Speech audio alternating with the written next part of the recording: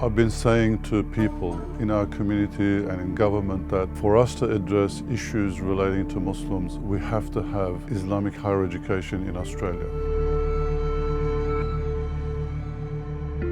Well, no one thought it was possible. We made a start and established a relationship and agreement with Charles Sturt University, and that began our journey into teaching Islam for the first time in a university. A lot of the students study because they want to develop themselves. I was going through a challenging time in my life and I wanted to place my focus on something that was outside of myself and place it specifically and only on my relationship with God. Well, ISRA has pioneered many initiatives in the last 14 years of its life. We have started and established the first Bachelor of Islamic Studies, Master of Islamic Studies, Islamic chaplaincy for the first time in Australia, and thousands of people went through these courses.